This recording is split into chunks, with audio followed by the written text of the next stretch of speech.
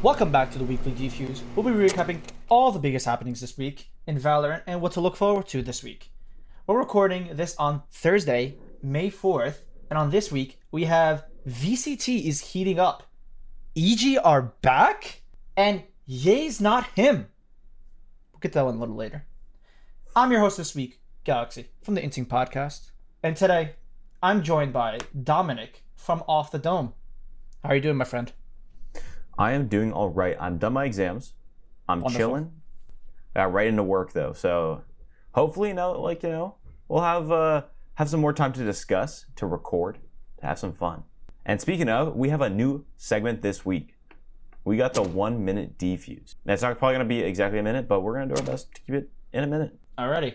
And so we're recording this on May 4th, and this week is... And this week, in the Americas, the top story has been Cloud9 going on a tear, on a 4-match win streak, only dropping one map in that span. The best player on their team has been Jakee out of his college dorm room. The match to watch this week, though, is Evil Genius versus Sentinels, as this will be the key match to win for either of these teams if they want to qualify for playoffs. That's happening on Saturday, March the 6th. Alrighty. And the top story is for EMEA, is that Karman Corp are, after catching a lot of strays on Twitter, obvious for reasons, they started to heat up. They started to turn into the Jets, and really they've now in a 2-4 record. Ever since they added their assistant coach in, they've been looking really, really astonishing and really good. Scream is finally off the IGL role, and I think he's on his natural role. It's been shown, he's not meant for the IGL role. He's there for fragging, and he's there for impact. And so far, they have a 2-4 record. Again, they have a minus 69 round differential, which doesn't look too hot, but in contention, they still have a chance of qualifying for playoffs. Only thing is, they have to go against Fnatic, who are right now 6-0, and Giants, who are looking really, really strong this year. So we'll see how it goes on from there. And that is the top story for EMEA. Yeah, in the Pacific, the top story has been RRQ winning a map against DRX. That's right, the biggest news this week has not been DRX losing. They're still 6-0. It's RRQ taking a single map, which is still big because DRX has only dropped now 2 maps. The match to watch this week, though, is going to be PaperX versus Gen G, happening on Friday, May the 12th. 2 of the best teams in the region battling it out. It's going to be just a good match to watch. Yeah, I cannot wait. And on other news, just a little sad news. After picking up one of the best players in the world, Ye, DSG are not having the best start in VCL, going 0-3.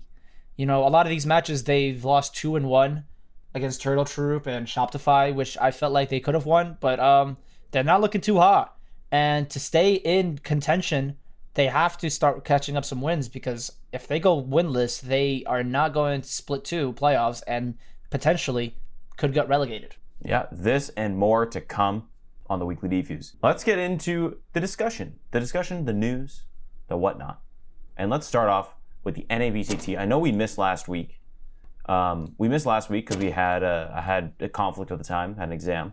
But so we didn't really talk about Super Week all that much. But looking at the bracket now, at the standings, it's starkly different than what it was 2 weeks ago. Now, of course, you still have Loud on top. You have teams like Leviathan, Furia, still doing very well. 4-2 and 3-3 respectively. But you have Cloud9, who was at the lower end of the bracket. They were still 2-1, but they weren't that great, going on a crazy win streak after, again, dropping, thanks in mind, the star power of Ye and Vanity, replacing with Rooney and Jakee, and they're doing so well. NRG sneaking back into contention with the 3-3 record. They've also had a good little win streak, beating TSM, 100 Thieves, and also Crew. Okay, Crew 0-6 still. They'll get there. This past week, some crazy matches to watch has been, I will say, Crew taking a map over Loud, which is honestly crazy. That's insane to me. Yeah, and EG beating Leviathan. I think EG has kind of been the sleeper story. If you want to speak a little bit more about this, I've been liking EG. Yeah, I think when BCJ was first announced as being benched and they brought Demon 1 in, a lot of controversy. Even myself, I have to admit, I was a little skeptical on that decision, because I felt like BCJ was always that player that I never felt like was the sole issue of the team. But to be fair, they've been playing amazing. I think even I know they lost against Loud, but they played very exceptional. I mean, minus map 3 where they lost 13-0. I felt like even in map 2, they looked like they could have honestly 2-0'd Loud and maybe stopped their win streak, but for some reason I feel like it's actually a curse if you win map 1 against Loud, because for some reason they just come back and absolutely dominate 2 and 3. So I think the best way to actually win against Loud is to not win the first map, because for some reason they just know how to turn on the jets. But they did pick up a huge win against Leviathan, and that win propelled them to 2-4 record, because if they did lose against Leviathan on that map or on that match, they would have been out of playoff contention completely. But now we're in a world where they can qualify over any NA team except, of course, Cloud9. So they have a 2-4 record. Sentinels have a 2-4 record. 100 Thieves have a 3-3, and NRG are 3-3. So there is a world where EG can qualify over all those teams, but they do have a strong, kind of a tough record. Right now, it's Sentinels and EG. You know, they're going at it. So whoever wins that propels them to, you know, a better record. But we'll see in the future. But I'm actually very excited. I can't wait for. I think EG and Sentinels. That's a match you really want to watch, just to see who looks like who's gonna be who's making the playoffs and who's not. Yeah, I think the difference between the America VCT and like the rest of the VCT is that America has the biggest like mid pack where it actually matters. You kind of see in EMEA, there's a very strong like lower section, a very strong upper section, right? People that are going to qualify, people that aren't going to qualify, maybe a couple stragglers here and there. But in North America, we literally have what between a two match differential is literally between the third place and the second last place. So what is it, 3 and 7? So Furia, Leviathan, NRG, 100 Thieves, Sentinels, EG, and MIBR are all what I would consider in the mid pack. There's 3 matches left, which means that over the next couple weeks, these are going to be key matches. Loud and Cloud9, they're pretty self-asserted. Yeah, I would say even Furia. Furia is doing pretty well. I think their only matches left are NRG, 100 Thieves, Sentinels. Actually, never mind. Those are some very key matches. It's tough to see Crew doing so bad.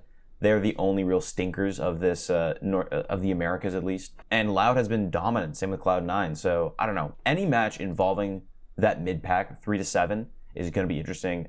Just quick little preview for the rest of this week. We have 100 Thieves up against Loud. That's going to be a key match for them to win. Leviathan Crew, pretty easy for them. Again, EG Sentinels, that's looking good all around. Cloud9 MIBR, again, Cloud9 has been on a hot streak. MIBR has been slipping a bit in the standings. And then finally, we have NRG, Furia. That's going to be another one of those key matches to see who gets an upper slot, who asserts himself more into the winner's playoff bracket. Yeah, you know, it's turning out. These last 3 weeks, I think people should start keeping up and watching it, because if you haven't been watching it now, I think these last 3 weeks really mean it. So it's going to be interesting. And yeah, on other news... Oh, I'm sorry, continue. I would say it's like the post-All-Star break for like... in the NBA, where it's like, okay, these matches, although they've kind of meant like they've meant a lot throughout the year, now it's like they really mean a lot, where the pressure's starting to turn up and like shit matters now. Yeah, I know right now the only team, like the only certainty right now is that Loud officially made the playoffs, and Crew they have 0 chance of making the playoffs. So that's the only certainty. Everything else is technically out. Even there's a world where maybe Cloud9 might not even make playoffs, but I highly doubt that. Watch us come back 3 weeks later, and then we're seeing that Cloud9 actually didn't make playoffs. But that'll be interesting. And jumping overseas, we have EMEA. EMEA has been one of the more interesting regions. It's definitely unexpected, I think I would say, because they like some weeks a team looks very strong, and some weeks like the team looks very weak. Like for example, BBL, they started their season 0-4. Now they're 3-4 over teams like Vitality, Karmine Corp, Koi, and Team Heretics. Mm-hmm. They're in playoff content. If we stop the season right now, BBL would be in playoffs, even though they started the season 0-4. So EMEA has been one of the more unexpected regions in the entire thing. You know, compared to like Pacific, where it's a very top heavy region. It's definitely more interesting. And then we talked a little bit about it in Karmine Corp. Karmine Corp has been looking very strong. Like they look very comfortable. I think ever since their assistant coach came in and he took the IJL role, I still don't know why they decided to put Scream as the IGL role. He's clearly not meant for that. He's definitely one of those main fraggers and secondary leader. But there is a chance. Of course, Fnatic right now, they're 6-0. I feel like every region has that one team that's undefeated for some reason. So we're going to see who is the region that's going to crack first. Overall, the EMEA region is looking really good. So right now it's Fnatic at first, Navi second, Liquid, Foot, Football Esports, Giants, BBL, Vitality, Karmine Corp, and Koi. So call me crazy, but there is a world where Karmine Corp can still qualify for playoffs. Small issue is they have to go against Fnatic as their next match. Fnatic has been looking absolutely insane. Winning, I think they've only dropped one map, and that was against BBL Esports. And that was week 1. So they have not dropped a single map ever since. And I don't know if Karmine Corp is ready for that. But hey, maybe you don't know. It might be a crazy upset. So, if Karmine Corp beats Fnatic and then they have to go against Giants, there is a world where they could end the season 4-5 and then qualify for playoffs. So yeah, I think a lot of momentum is going to take place. There's going to be a lot of momentum needed to kind of push through this last bit of the season. We kind of saw Koi take the first week by storm, beating Navi in the very first match. We're like, oh my god, Navi's washed.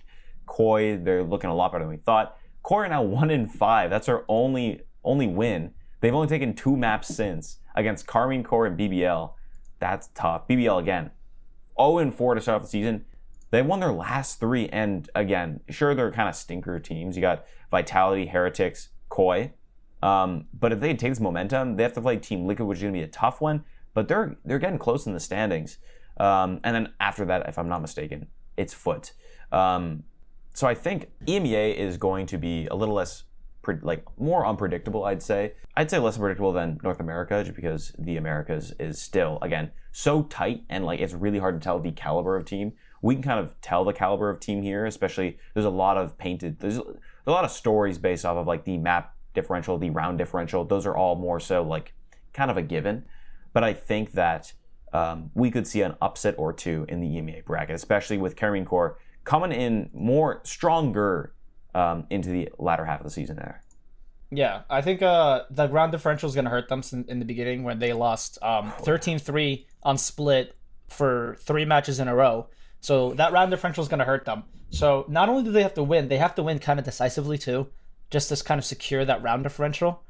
But overall, I think EMEA is another region where it's very, very coin flippy. It's very coin flippy because that region, minus of course Fnatic and Navi, you really can't tell who's gonna ball out that season and who's really gonna win that, who's gonna win out and who's gonna show up. So overall, EMEA has been very interesting to say the least. But that is the EMEA recap. Yeah, if we hop over to Pacific, I think I kind of I talked about Rex taking the map off of DRX, but I think another thing we really have to talk about is Global Esports winning over Gen.G. Now, I'm a big Gen.G fan. I love Gen.G, not just for their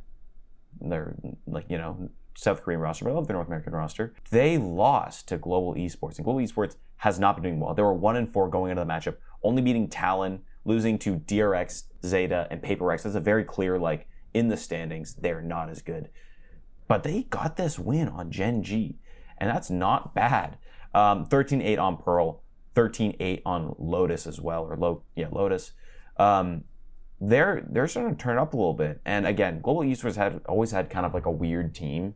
Again, fresh team going into franchising, so it didn't seem like they weren't going to do as well, but so did Gen.G. Gen.G was a team that formed just at the beginning of franchising. And again, they're still 4-2, second in the whole thing. They're looking still primed to go top 3, probably to qualify as well. And along with the other regions, there's not going to be too much movement. We can maybe see 1 or 2 go in, maybe Global, perhaps Rex. I think that lost to DRX. That could have been a huge win for them. But it's pretty set in stone in Pacific. Yeah, I think Pacific is actually going to be one of the more boring regions to watch, just because we already solidified on who's like making it. I think DRX actually technically already qualified for playoffs with that with their last win. They're 6-0. They said I think they did announce they are qualified. So it has been the more interesting because I feel like Pacific has always been that region where they have those one or two times where they just go absolutely bonkers and they go crazy and like they have runs, but then they always fall short in the end.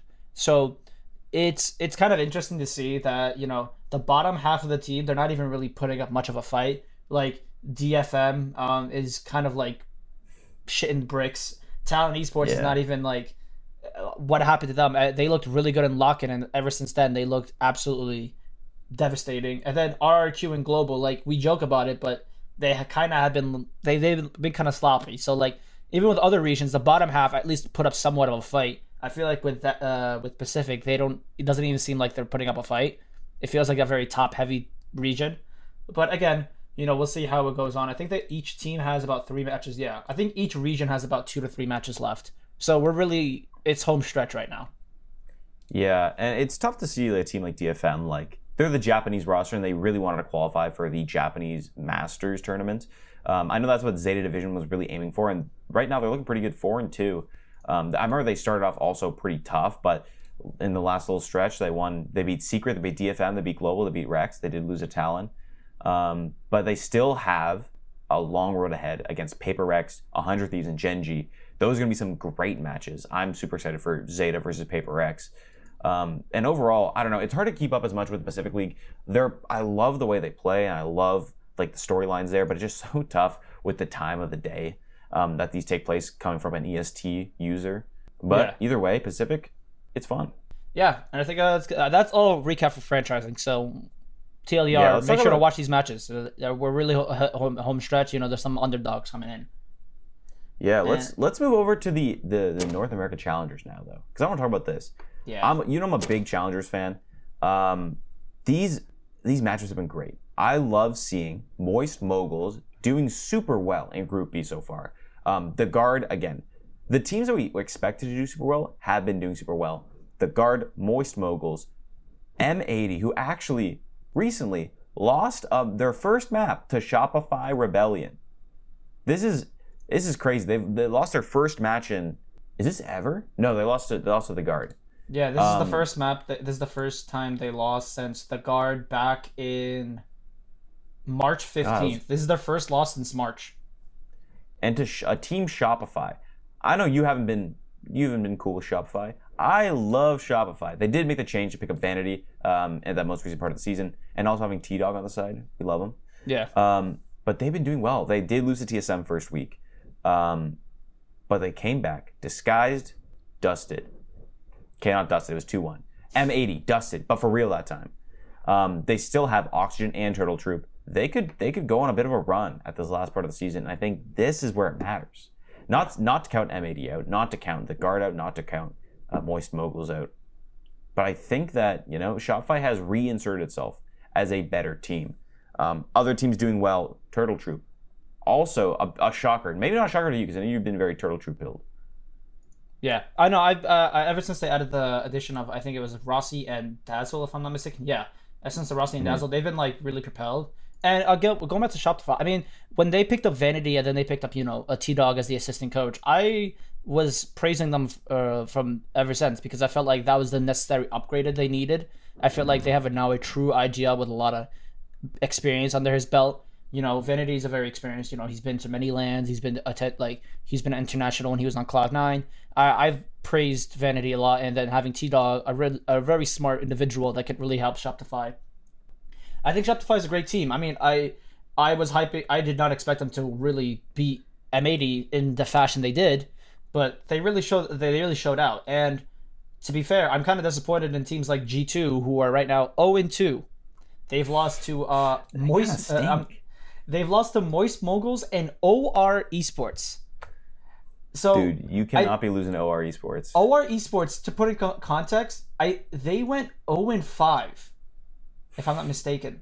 They went 0-5. No, I think it was Mad Lions that went 0-5, if I'm not mistaken. It was either one of them. I think it was Mad Lions. Yeah, I'm pretty sure it was Mad Lions. They went 0-5. No, And both teams went 0-5 actually. no way, did they? Or no. I think they were in the same bracket. I think one of them did. I'm pretty sure it was OR.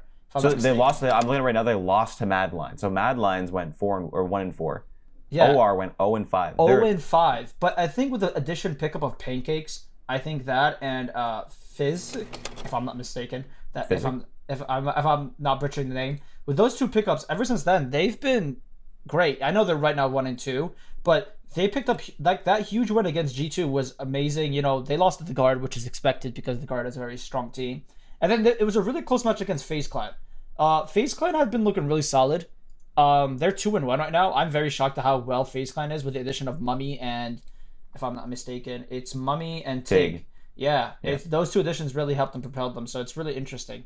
And we should talk about the elephant in the room. Disguised. Okay, Disguised right now are currently 0-3.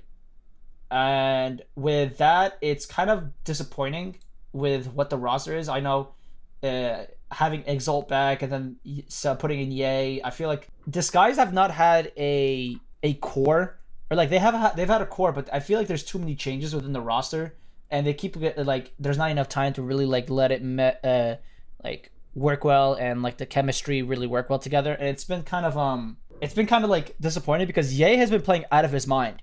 And one of them, I think map 3 against Turtle Troop, he went 9-1 in his opening duels. So he went 9-1 in First Bloods, and they still lost that map.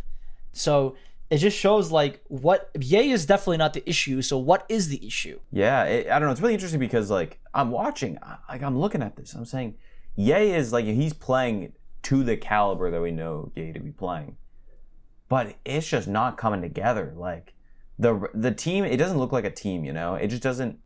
Maybe it's because of, I don't know, they need more time. They need more of a versatile like player or like play. It's just hard to say because Ye, he has proven that he can win. He's proven that he can play well as an individual and on a team. But right now, it's just not coming together. He's putting up amazing numbers. He's doing so well in these matches, and it feels like that too. But it's just not coming together. And you could look at it and say, okay, like, sure, they don't have a ton of time, but, like, they lost to the rising Turtle Troop. They lost to the rising Shopify. And, like, but Oxygen, like, I don't know. It's tough. Can they turn it around? I think they can because they have done well so far. But their next weeks, they could beat TSM. Can they beat M80? I don't know. It's going to be tough. It puts this guys in a really tough position. They may not qualify for playoffs if they don't put up at least a more admirable, points. They need a few more points, circuit points to get in. Yeah, I think they just need to at least qualify for like be top 4 in their groups just to qualify to go in because they did pretty well. I mean, I think they got out pretty early. They got pretty early in the last playoffs and split 1 at MSI. But it's because the fact that Turtle Troop never qualified. So this is more pressure on Turtle Troop and Shopify. So because they didn't qualify for MSI, they're in more pressure to actually do well. So they do have a chance of qualifying. It's just going to be really hard. But for now, it's looking really it's really interesting, and I think that's what we have for this week of VCL. We have 2 more matches before Split 2 playoffs start. So crazy happening. These next 3 weeks are going to be kind of insane. These next 3 weeks are going to be one of the most intense weeks in Valorant esports. So make sure to keep watch, and every week we'll be watching and we'll recap for you. But hell yeah, we have question of the week, question of the day. Who are your sleeper picks to make for playoffs? It could be the VCL NA, it could be any of the franchising leagues. Who do you guys think is going to be the sleeper pick to make playoffs? Let us know down in the comments below. And we are heading to EcoForce.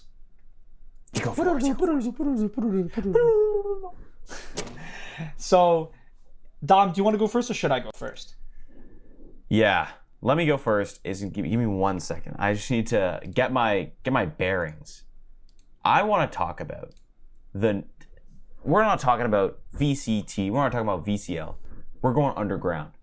And we're talking about Chinese Valorant and one of the first qualifying teams attacking Seoul Esports. And this team has been making the news, not because they were one of the first teams to qualify. That's fantastic. Good for them. but it's their star player HFMI0DZJC9Z7. And that is how you say his name. According to, I'm going to call him HFM. According to HFM, you have to say his name with every single letter. So I guess I'm already breaking the rules here. He has been making the news because he and his team made it to qualify, and they're going to Masters Tokyo, and he's got this long ass name. And everyone's trying to debate, like, what do you call him? People are asking, what do we call you? And he says, yeah, you just got to say every single letter in my name. So that better be worth it. I have no idea how they're going to adapt to this. Maybe they'll be like, please just figure it out. Other player, I don't know what the Chinese Valorant naming scheme is, because they also have what? ZMJJKK from EDG. We love him. We know him. Great. But he's no HFMI0DZJC9Z7. That has to be an acronym. Like, there's no way like that. Like, that name has to mean something. There's no way I feel like he just slammed his keyboard twice and is like, that's gonna be my username. Like, because I know which is with base as fuck, by the way. I love that. It is base as fuck. Like, this is whichever caster goes to Masters Tokyo and they see his name and they have to cast his name, they're sweating bullets. They're sweating bullets. Dude, everyone's like trying to pawn off like how they're gonna, like, please don't let me do this match. Like, I saw on Twitter one caster was like, if I ever cast his name, I'm saying this man's full name with every letter. So some casters are for it. Like, they'll say his full name. So imagine him getting a 3K and it's like 3K4 and then they say his entire name. So I don't know if Riot's gonna step in and be like, yo, I'm not gonna lie to you. We love the enthusiasm, but you gotta change your name. Because I know, like, in other esports, there's been like silly names, and I know like the tournament organizers like, yo, you gotta change your name, because from a viewing point, this is not gonna work.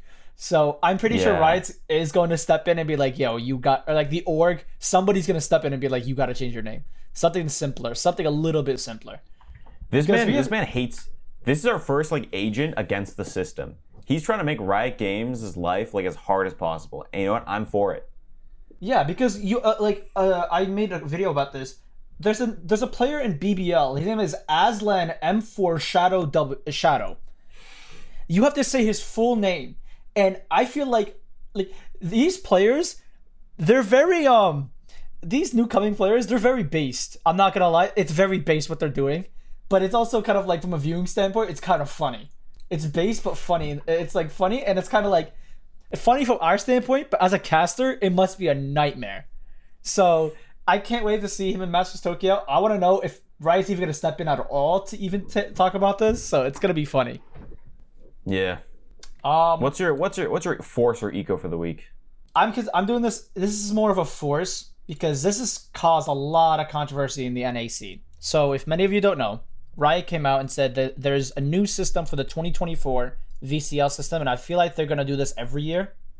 So how this works, right? 12 teams have qualified for VCL, the Ascension League. Top 8. If you make it to top 8, you qualify for next year. You're automatically qualified. The bottom 4 have to play in a relegation match. Randomized team. There's a randomized relegation match. 2 of those teams, if you win, qualify for next year. So you're part of the 10 teams that qualify. The other 2 have to go back to the open bracket. Meaning, the open bracket, the 248 team qualifying, only 2 teams are qualifying for the VCL. And not only do you have to do that, you have to be top 8, maybe top 10. You have to be essentially top 10 to even to maintain your VCL standings. So they have made it extremely difficult to qualify for the VCL, and this has caused a lot of controversy. People are saying it's good just because, you know, there's a system, there's a set system, everyone has to follow through, and it's not like no Joe Schmo team can just qualify. You know, you have to actually work for it. But on the other side is, they're saying if I'm just an up and coming pro and I want to make it into pro scene, they're making it hard for them unless you get poached by a team. But to be fair, it's extremely difficult. So there's been a lot of back and forth with Riot's decision, and I want to know your input on it. Yeah, I don't know. I think that like it's kind of like a a bit of a rug pull by Riot, right? Where they said, oh, haha, like, yeah, it's going to be open bracket. Anybody can qualify. It's like a nice promotional system. But this makes it tough. I guess it's similar in a way that like football does it, like soccer, where they do it such as that like the bottom one team or bottom two teams get relegated and the top two teams get pushed forward. Now, again, because it's a smaller ecosystem, a smaller scene, those steps are so much harder to kind of push through. And like, yes, in esports terms, a year-long wait to get from one system to the next is a long time. Like, what was it, League of Legends? It's a young ass game. It's like what came out in 2010, if I'm not mistaken. 2010, yeah, 2011. There's been 14 years of that. So if you decided this today, you're starting your esports career with your team, and you start qualifying, it will take the next calendar year to somehow try to qualify on that little sliver of a chance to the next place, then qualify for that one, play in that one, qualify to the Ascension, then win the Ascension to qualify in year 2 to get to the next place. That is a long time in esports terms, which does kind of suck, but at the same time, that is the best they can offer, I guess. I would say they added a lot of hoops to kind of jump through to get to that level because there's so few people that they're accepting into the next level. And so it's tough. And the fact that even if they jump through all these hoops to get in, they only qualify for 2 years. Yeah. They only qualify for franchising for 2 years. So, for example, this year, if EMEA make it through, cool.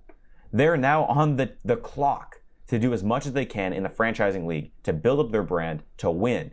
For 2 years before they get kicked back down to, do they go back to Ascension? Do they go back to open bracket? Who knows? Either way, I'm happy there was a way to promote in the first place. But damn, does it suck that it's such a slim margin. Yeah, it definitely sucks because I know Riot was when they first announced franchising, they said they are going to expand. It's not only going to be 10 teams; they are going to every year they are going to expand it a little bit. So I hate the impression that if M80 does qualify for franchising, right, and they do really well, they get like top 5 in the franchising their first year. They qualify for Masters, they do really well.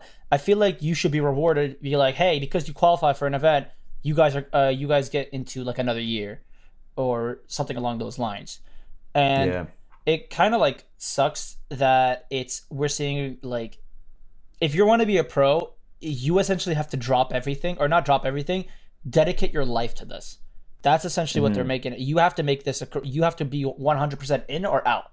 You cannot be halfway in. So is it good for ecosystem and longevity? Yes. But does it suck for people who want to grind the game and really want to be a pro? Yes, it does suck for them too. But there's a lot of sacrifices that have to be made. It's difficult decision, but I think Riot is making the right decision. So you have to understand from their standpoint also, from what they're looking at. It's like, we want to keep the integrity level high, and we also want to keep it where the money can flow. You got to understand, money makes the world go around, and they're thinking about this from a money standpoint also. You got to think about that also. So this is like there's a lot of things to go into this. But I think they're doing the right decision with this. Yeah, Riot said scared money don't make money. Yeah. So really, that's really how it is. So like, I mean, look at franchising. If orgs are not pumping out content, they're not doing it. You're not making us money. It's simple. So, but I think it's all going to come down to, it's going to be interesting to see how, because Premier started this week, or started the past week or so, right? It started. Our first match was last week, and then there's another one this week. Yeah, so it's going to be interesting to see how that kind of integrates into this all. I wonder if Premier teams get extra incentives for trying to qualify for open bracket, or how that kind of works, because they said it's all integrated in one way or another, whether it's Riot specific, all levels tournaments, like something like the FA Cup or something, where they have these open brackets, and who knows, maybe they could, I don't know, do something. They could do something different, instead of just having this absolute tiered system where if you want to make it up, you have to get lucky a gajillion times in a row. Because again, say for example, right, M80, an amazing roster. We love watching them play. They're a franchise quality team. But if they don't qualify, they have to wait another full year to qualify the next year, which is, I guess, just like a way of explaining like a tiered system in the first place. But for like an organization that wants to win and compete at the top level, that must suck for them, right? They could be earning so much more, and I think there's got to be ways to promote yourself and do well outside of just the standard, franchising slots. Yeah, and again, does it suck that this decision as a pro? If you're an aspiring pro and you want to go, it does suck. But I think it is good for the ecosystem. They want Valorant to last long. They want it to really last for like 10 years, like the League did. They're taking all the mistakes they've done in League and they're fixing it in Valorant essentially. So this is a good decision by Riot, but it does suck as a pro. But it's needed. So you gotta. If you guys are very skeptical, that's how the world works essentially. Because if you think about it, it's like CS:GO is the same thing where you have to go through a bunch of open brackets. You have to win a bunch of small tournaments to qualify for the Tier 1 tournament. So it's a lot of grind also, but that's just not talked about as much as this. This is just more simplified. It's much easier, to be fair. So, again, if you're an aspiring pro, you're either 100% in or 100% out. That's really how it is. And yeah, I think that's everything for this week. Thank you guys for listening. For the competitive Valorant and content update, follow us at Weekly Defuse on Twitter. And follow us on YouTube at Weekly Defuse. Thank you guys for watching this episode. Next week is going to be on Friday, May 12th. So expect an episode on that. And thank you guys. Follow us on socials. And thank you guys for listening. Have a good one. Peace. Bye, guys.